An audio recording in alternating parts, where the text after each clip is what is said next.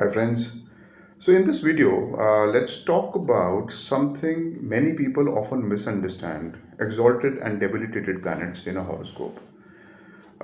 मैंने ज़्यादा करके ये देखा है कि जैसे ही किसी को ये पता लगता है कि उसकी कुंडली में फला प्लैनेट उच्च का है या फला प्लैनेट नीच का है, immediately they draw conclusion out of this.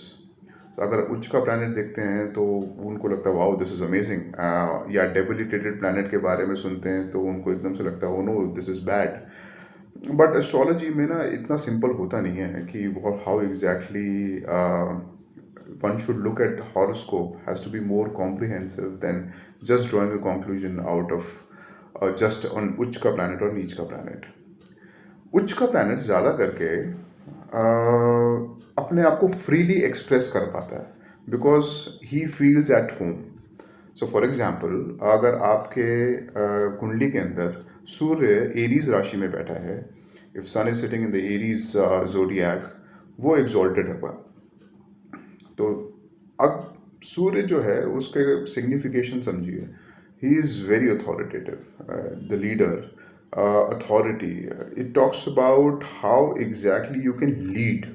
अब उसमें सूर्य उच्च का हो गया, तो ऐसे आदमी को, ऐसे इंसान को कोई आदमी अगर सलाह देगा या उसको ये बोलेगा कि आई थिंक यहाँ पे आपका पॉइंट गलत है, वो आदमी, उस आदमी की बात सुनना तो दूर, उसके लिए वो सबसे बड़ा दुश्मन हो जाएगा, क्योंकि सूर्य है और उच्च का होकर बैठा है।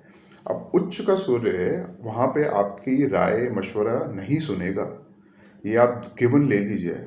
और अगर आपको उसकी गुड बुक्स में आना है तो या तो आपको सारी बातों पे येस येस करना पड़ेगा, और अगर आप उसके फेवर की भी बात कर रहे हैं और अगर आपने अपना पॉइंट ऑफ व्यू रख दिया और अगर वो बुरे मूड में हुआ तो आप उसके सबसे बड़े दुश्मन हैं। यहीं अगर नीच का planet, let's say for example अष्टम भाव को देखते हैं। अष्टम भाव किसी भी कुंडली के अंदर लॉसेस को दिखाता है, वो ट्रांसफॉर्मेशन को दिखाता है। अब ऐसे हाउस का, हाउस ऑफ लॉसेस का मालिक अगर आप ही कुंडली में नीच का हो जाएगा तो वो अपना एक्सप्रेशन खो देता है जब नीच का कोई भी ग्रह होता है, और वो बंधा बंधा फील करता है। दैट इज़ वॉट नीच का ग्रह is, that is what debilitation is.